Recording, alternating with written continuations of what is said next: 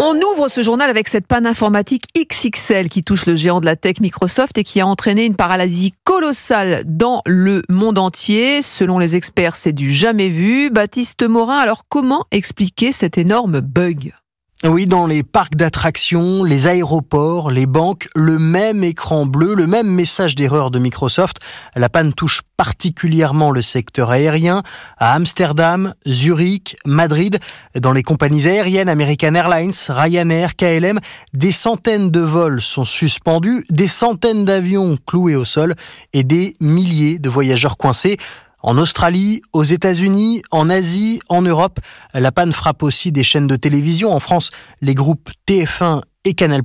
Le secteur financier n'est pas épargné. Cet incident montre à quel point Microsoft s'est imposé comme le système d'exploitation, rappelle Julien Pillot, économiste à l'INSEC. Quand Microsoft éternue, c'est une grande partie de l'écosystème mondial qui s'enrhume. En creux, ça pose la question de notre ultra-dépendance à l'informatique et à une société qui dispose d'une position extrêmement dominante. Et cette société, comme toute société, elle n'est pas infaillible. De son côté, Microsoft a simplement déclaré rester mobilisé. Le géant américain n'a pas encore communiqué sur les raisons de cette panne. Baptiste Morin, chef du service économie d'Europe 1. Alors la question qui se pose aussi, c'est Microsoft aurait-il pu être victime d'une cyberattaque ? C'est en tout cas l'une des hypothèses évoquées ces dernières heures. Mais pour Damien Bancal, journaliste spécialisé dans les questions de cybersécurité, ce n'est sans doute pas de ce côté qu'il faut regarder.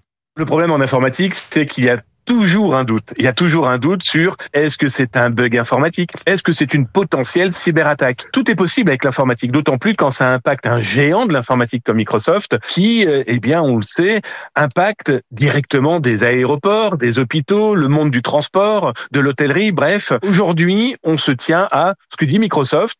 Et on ne voit pas pourquoi ils mentiraient, d'autant plus que là, dans quelques heures, les États vont venir lui taper sur l'épaule en lui disant « Mais attendez, vous avez vu cette mise à jour, vous avez vu ce problème informatique, ça a impacté notre pays, ça a impacté nos dirigeants, ça a impacté nos habitants, nos transports, notre monde de la santé. » Et là, clairement, Microsoft a plutôt intérêt à dire la vérité. C'est pour ça qu'ils ont communiqué aussi rapidement pour dire, on a retrouvé le problème, on est en train de le corriger. L'analyse de Mathieu Bancal recueillie par Brieux Baucher pour Europe.